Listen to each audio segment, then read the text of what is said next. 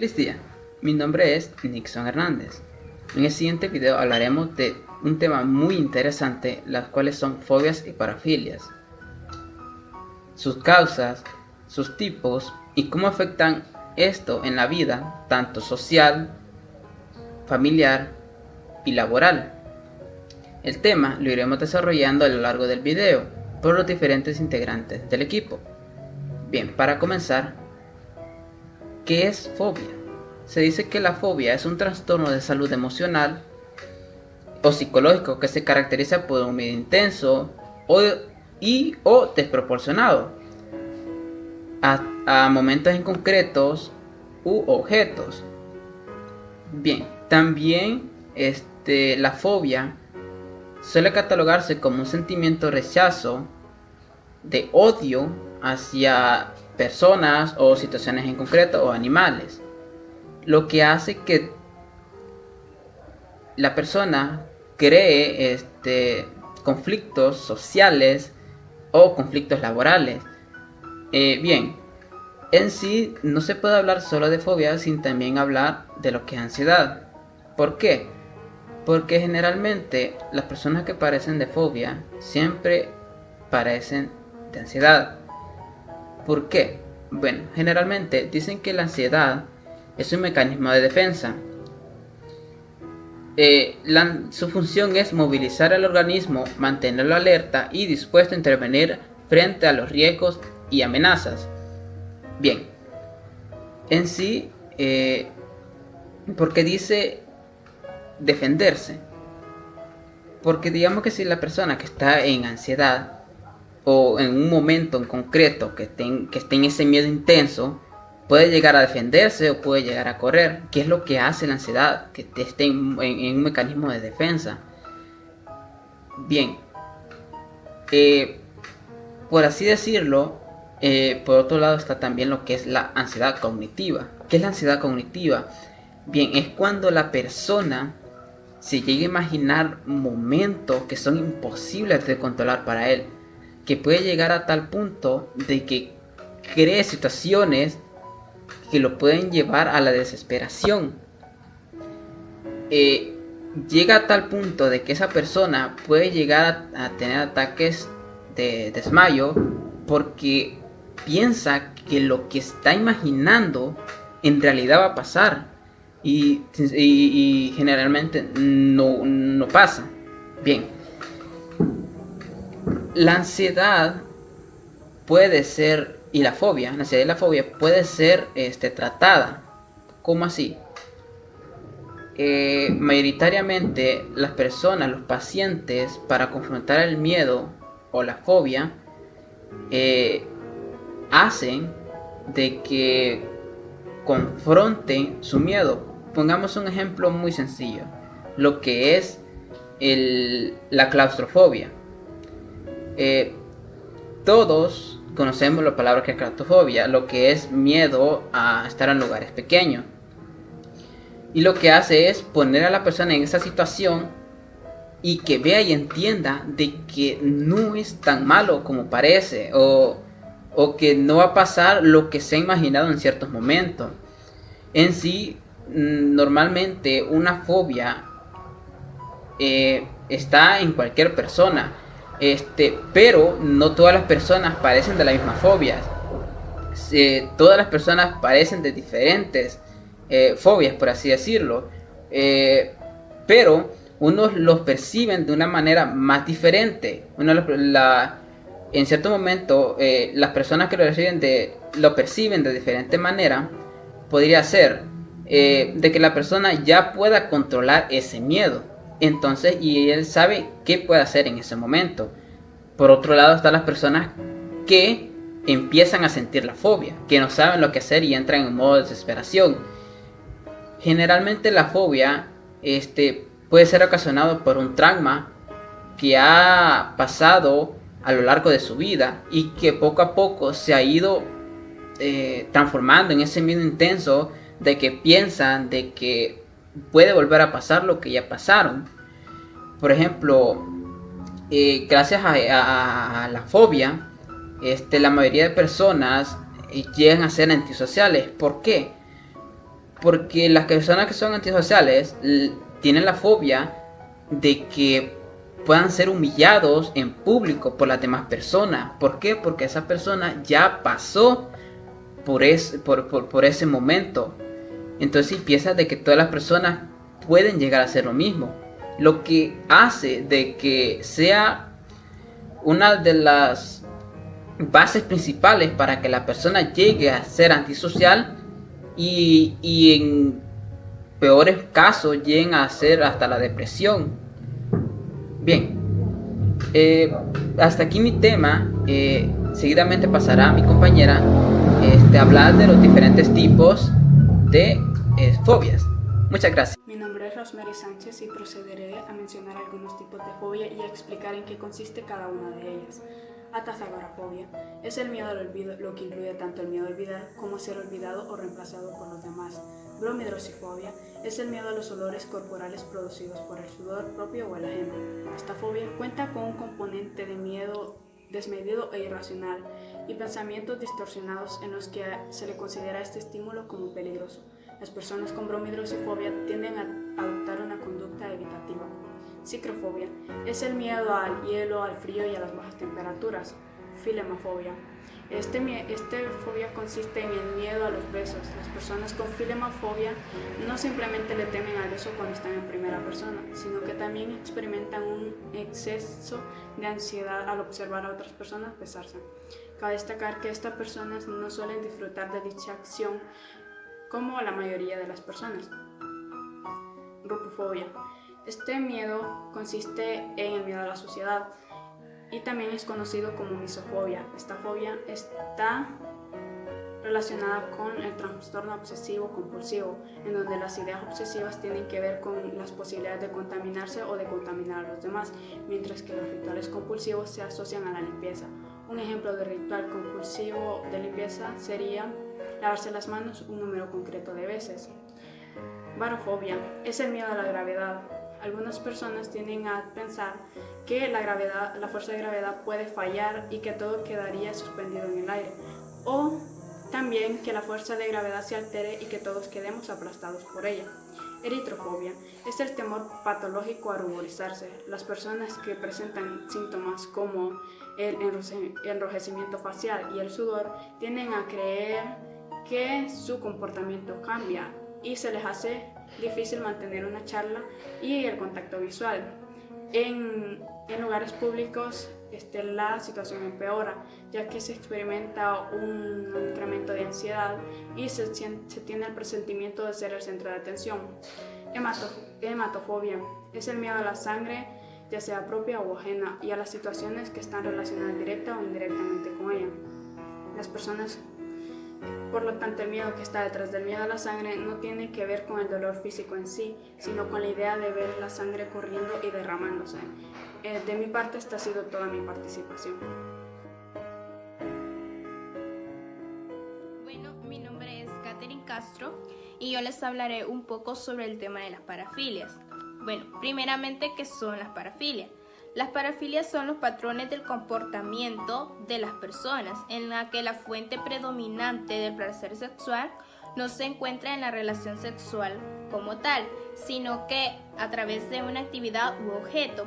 Cabe recalcar que de acuerdo a la definición del diccionario de la Real Academia Española, una parafilia se trata de una conducta íntima donde el placer sexual se obtiene mediante una actividad diferente a la relación sexual en sí misma.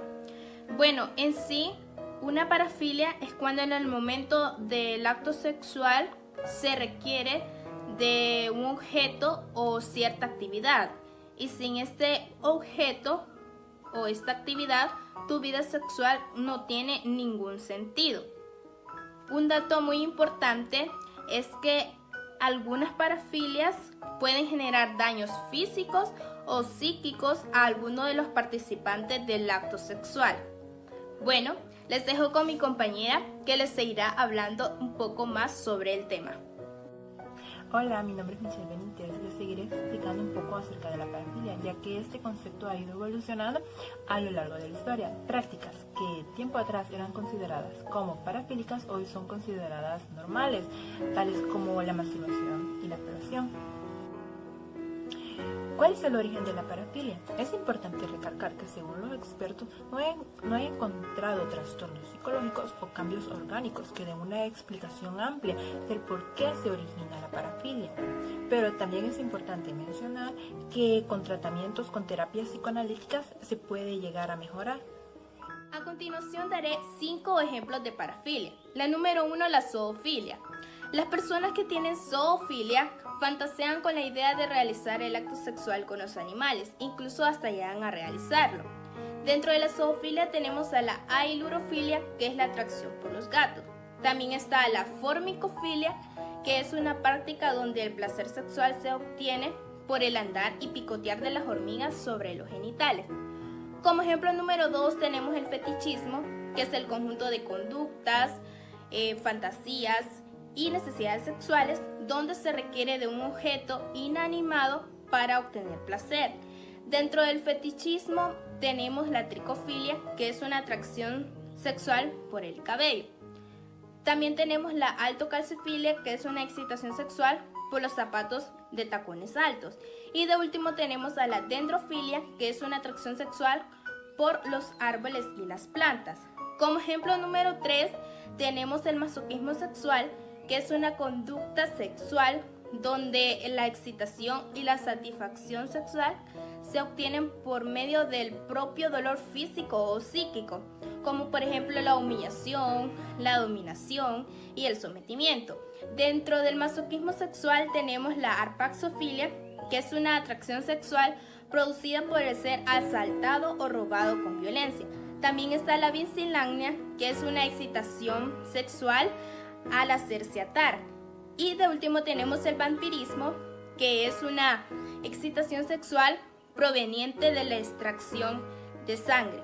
Como ejemplo número 4 tenemos el sadismo sexual, que es donde el placer se logra al realizar actos de crueldad o dominio. Dentro del sadismo sexual tenemos a la velonefilia, que es una excitación producida por el uso de agujas. También tenemos a la odaxelgania, que es una excitación que se logra al morder a la persona.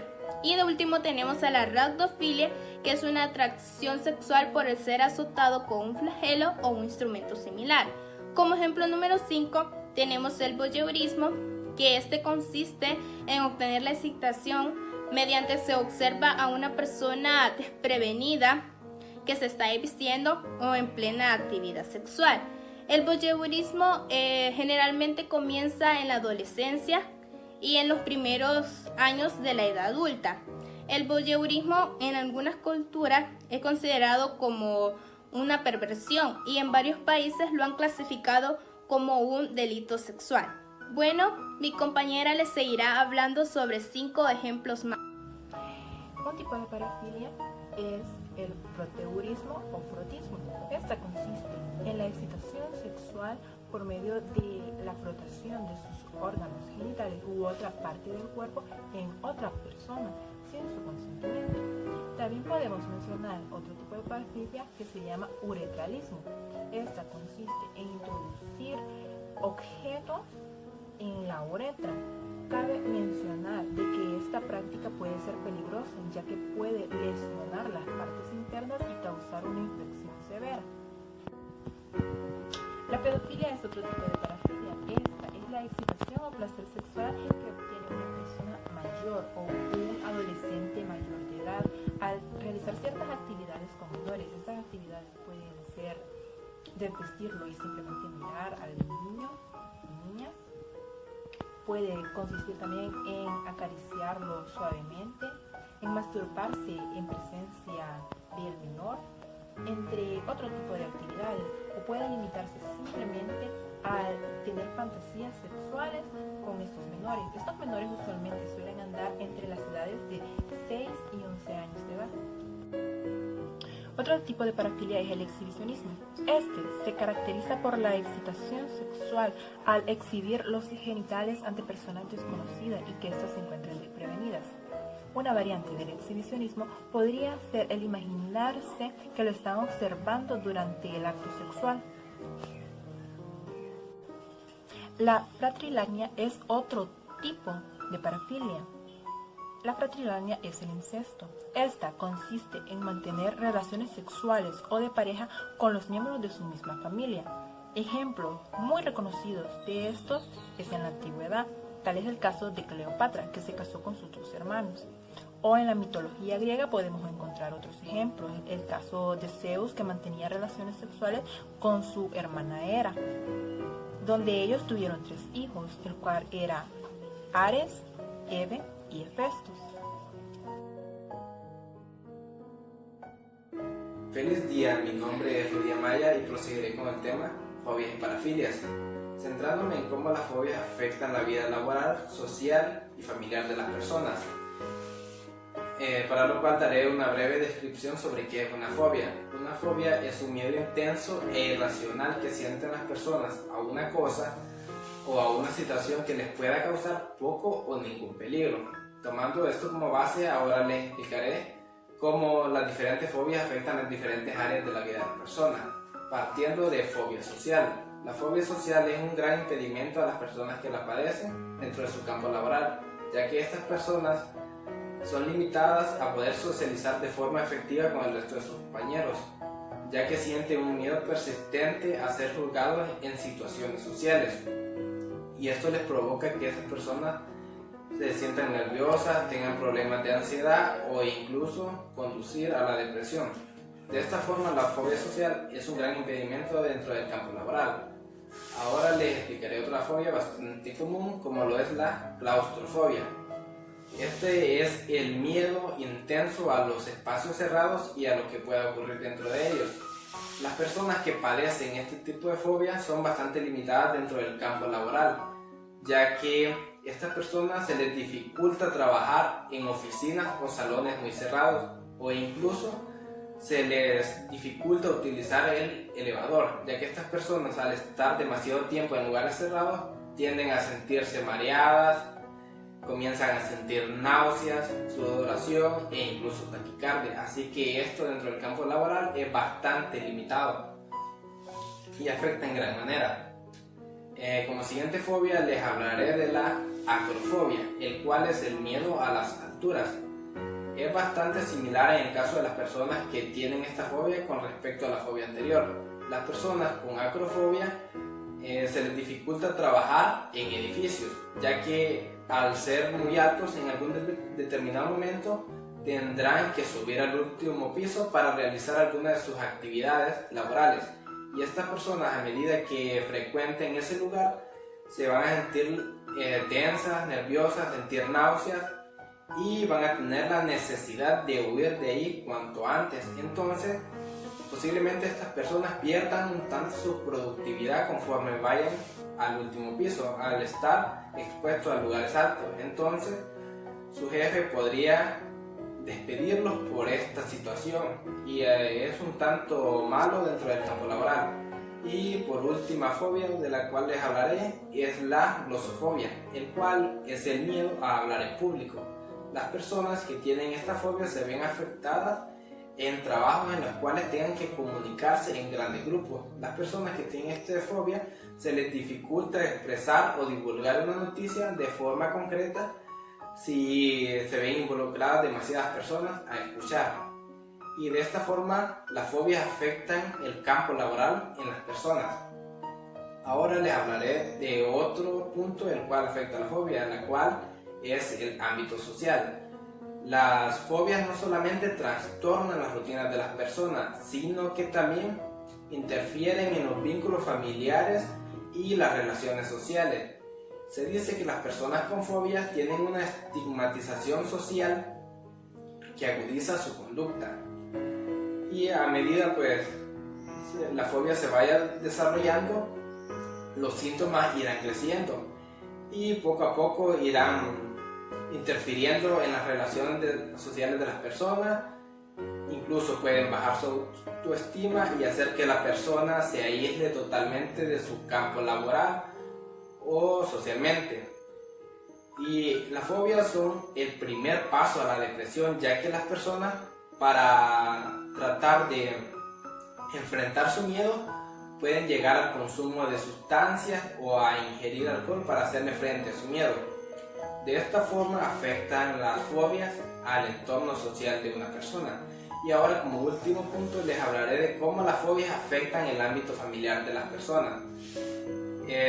Las fobias afectan de diferentes maneras el ámbito familiar, ya que las fobias pueden transmitirse. Si un miembro de una familia tiene una fobia, este tiene la posibilidad de transmitir la fobia al resto de su familia, ya que la familia, al observar cómo el miembro con la fobia reacciona ante una cosa o a una situación, estas personas podrían incluso sentir miedo según cómo se vaya desarrollando la fobia en la persona. También las fobias afectan el ámbito familiar cuando un padre o una madre tiene una fobia, ya que le muestran al niño un mundo lleno de peligros o riesgos en determinadas cosas, y el niño, al estar con la ausencia de los padres, puede entrar en estado de inseguridad por los miedos que le han inculcado sus padres.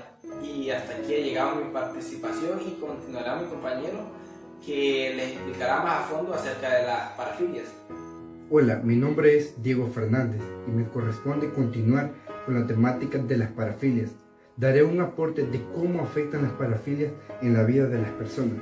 Las parafilias es un patrón de conducta sexual muy poco común. De un modo u otro causa algún tipo de malestar o daño físico o psicológico para la calidad de vida de las personas que la experimentan. También el daño que realiza una parafilia, ya sea físico o psicológico, puede afectar a los individuos de su entorno. Las parafilias pueden llevar a importantes problemas legales, económicos, dentro de la pareja o de los círculos familiares y sociales, principalmente cuando no puede evitarse su realización y tiende a repetirse. Algunas parafilias incluyen daño físico. Con eso me refiero a cualquier secuela física por causa de una parafilia. Una de las parafilias con más alto riesgo es la hibristofilia, que se refiere a tener relaciones sexuales con personas agresivas o peligrosas.